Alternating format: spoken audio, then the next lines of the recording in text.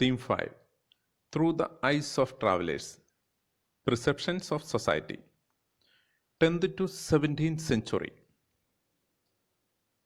The account of the foreign travelers are helpful to reconstructing the history of India.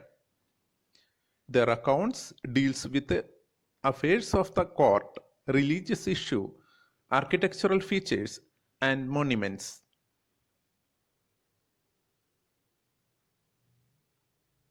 Al-Biruni and the Kitab-ul-Hind. Al-Biruni was born in 973 in Khwarizm, now in Uzbekistan.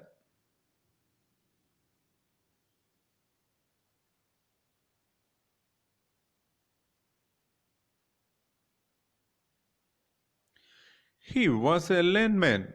He was expert in several languages such as Syriac, Arabic, Persian, Hebrew, and Sanskrit. Muhammad Ghazni invaded Khwarizm in 1017 and brought Alberuni with him to Ghazni. Ghazni, now in Afghanistan. When the Punjab became part of the Ghaznavid Empire, Alberuni travelled in the Punjab and part of North India.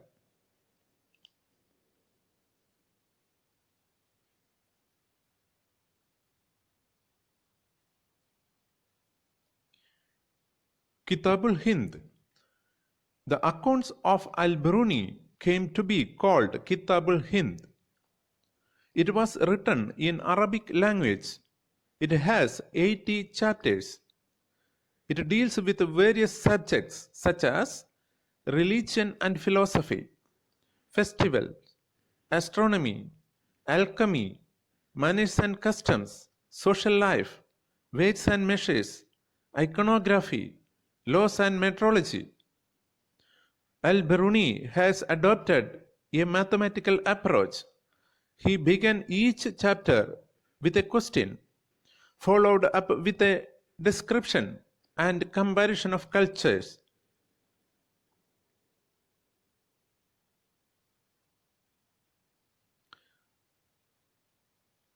The barriers that Al-Biruni observed in understanding Indian society.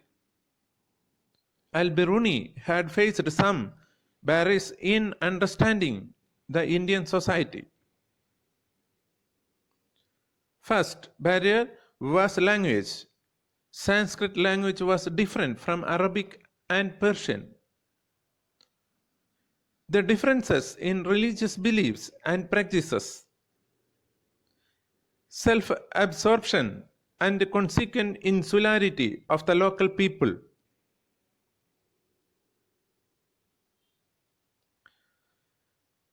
Alberuni's description of the caste system. Al-Biruni tried to explain the caste system that was existed in India. He explaining caste system by comparing it with other societies. He noted that 4 categories existed in ancient Persia: knights and princes, monks, fire priests and lawyers, physicians, astronomers, and other scientists, peasants. Al-Biruni suggested that social divisions were not unique to India. He pointed out social divisions did not exist in Islam.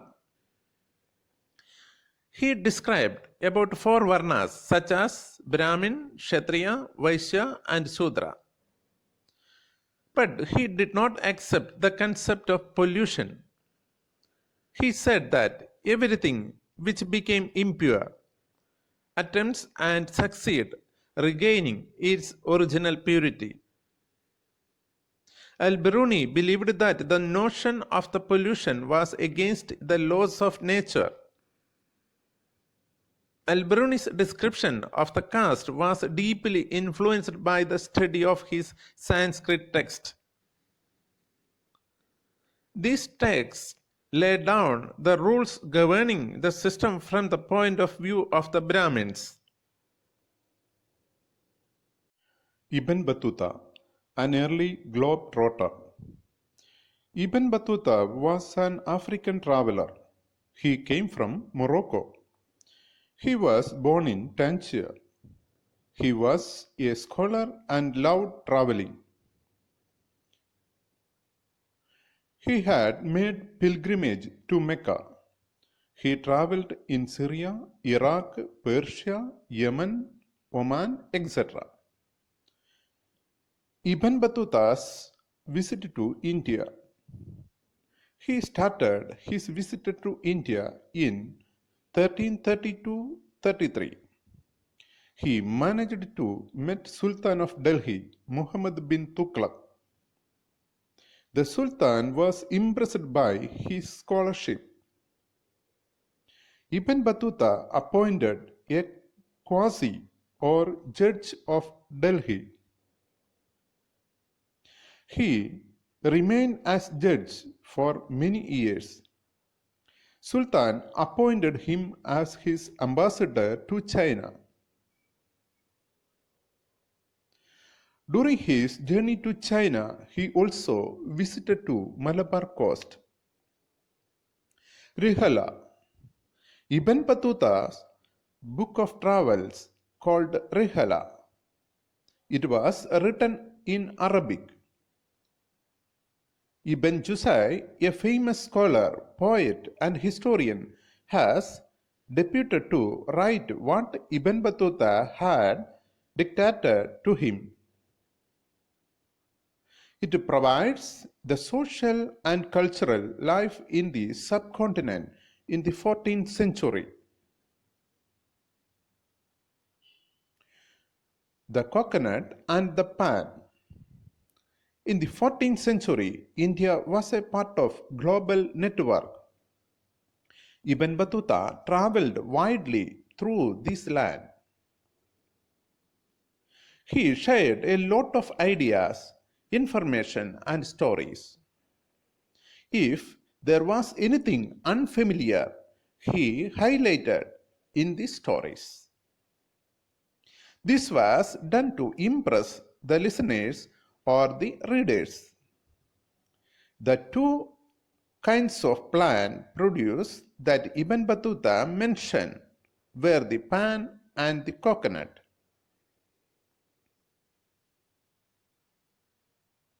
He describes the coconut as resembling a man's head because in it look like two eyes and a mouth inside like the brain. Outside it are the fibers that look like hair.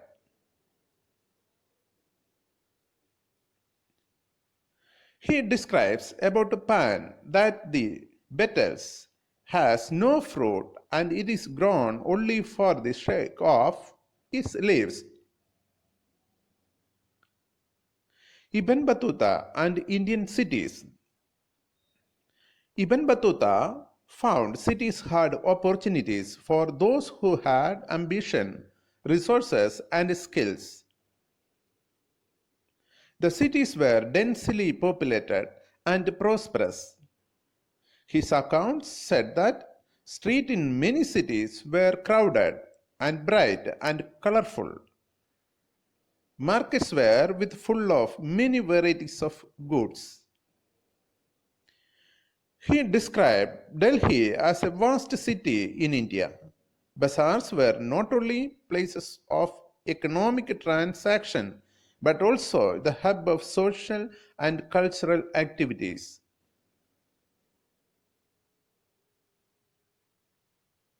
Many bazaars had mosque and temple.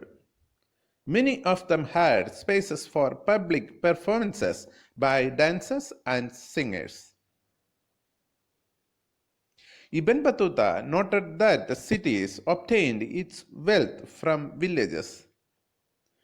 He says that there was great demand for Indian textiles like cotton, cloths, fine muslins, silk, brocade, and satin. A unique system of communication. Ibn Battuta was amazed by efficiency of the postal system. It helped the merchants to send information across long distances.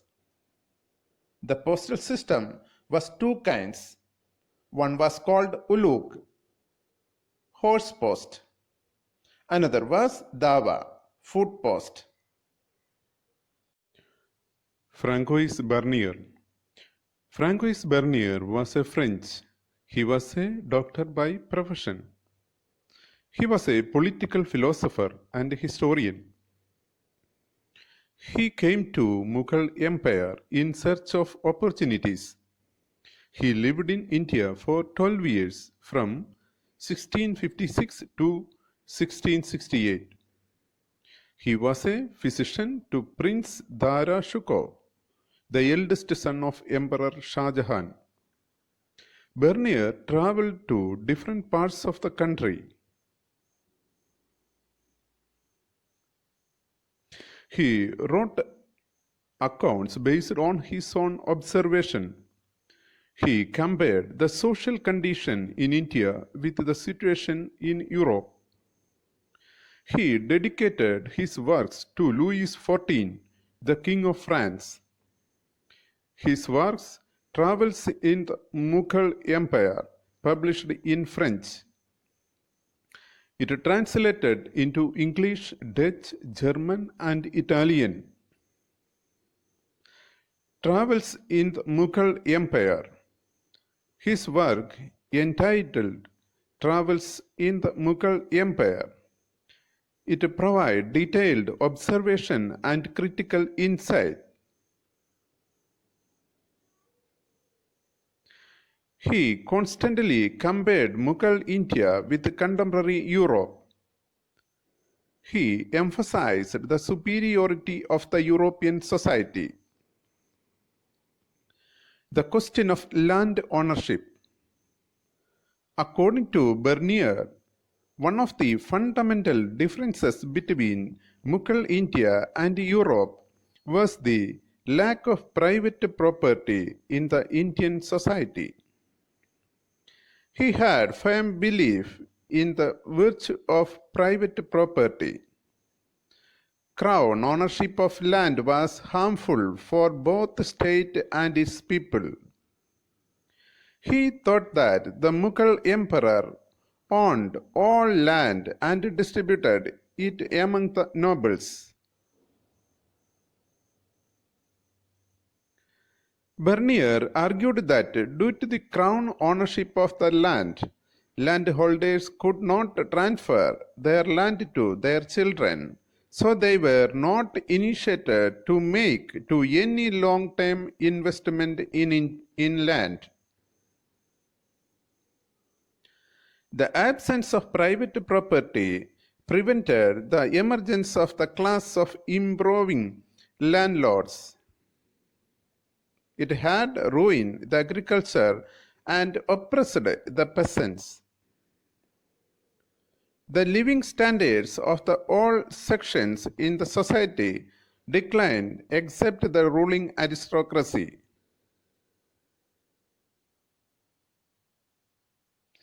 Bernier's description on the social condition. Indian society was consisting very rich and powerful ruling class.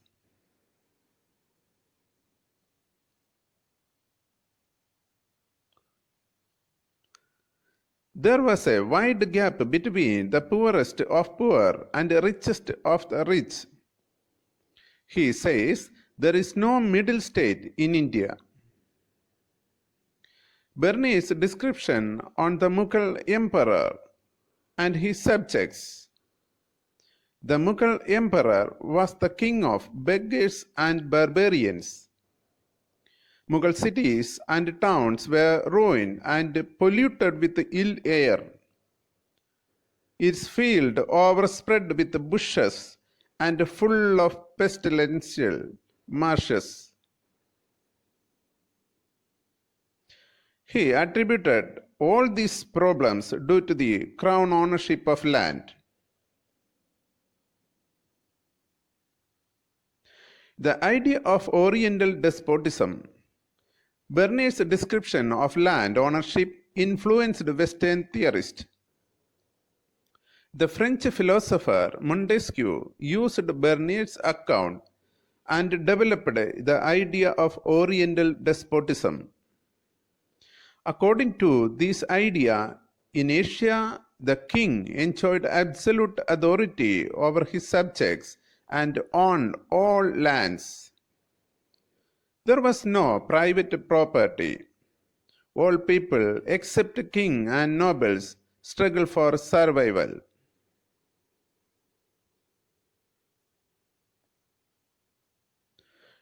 The concept of Asiatic mode of production.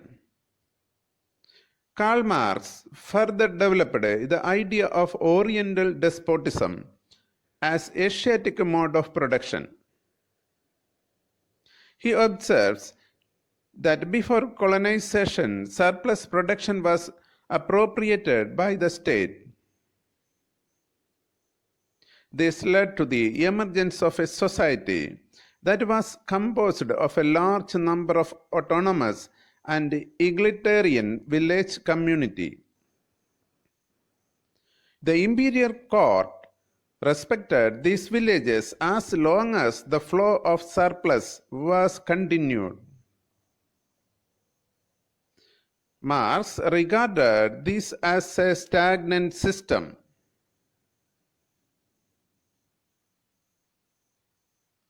A more complex social reality. Bernier's description occasionally mentioned the complex social reality. Artisans had no incentive to improve the quality of their manufactures because their profits were appropriated by the state. Manufactures were everywhere declining.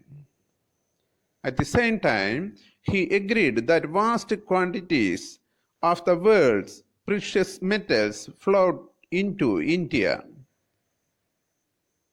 Manufactures were exported in exchange of gold and silver. He also noticed the existence of a prosperous merchant community.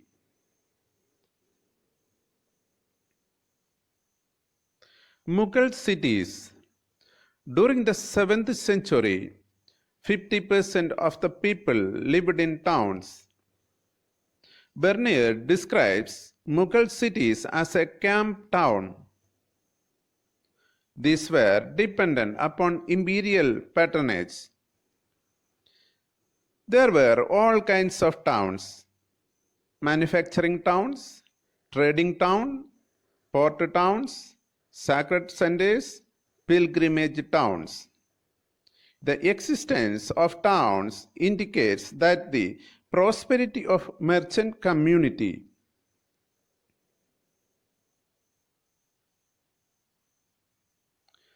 They were organized into their own caste, occupational group. In Western India, these groups were called Mahajans. Their chiefs were called Seth. Use of slaves. Slaves were openly sold in market. Slaves were also exchanged as gift. Ibn Batuta purchased horses, camels, and slaves as gift for Sultan. Some female slaves were expert in music and dance. Female slaves were also used as spies. Slaves were used for domestic labor. The price of female slaves were very low. They were usually used for domestic labor.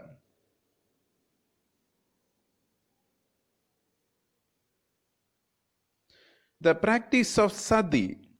Bernier has provided a detailed description of sati. He noticed that while some women embraced death cheerfully, others were forced to death. He also noticed the child sati, which a 12 years old young widow sacrificed.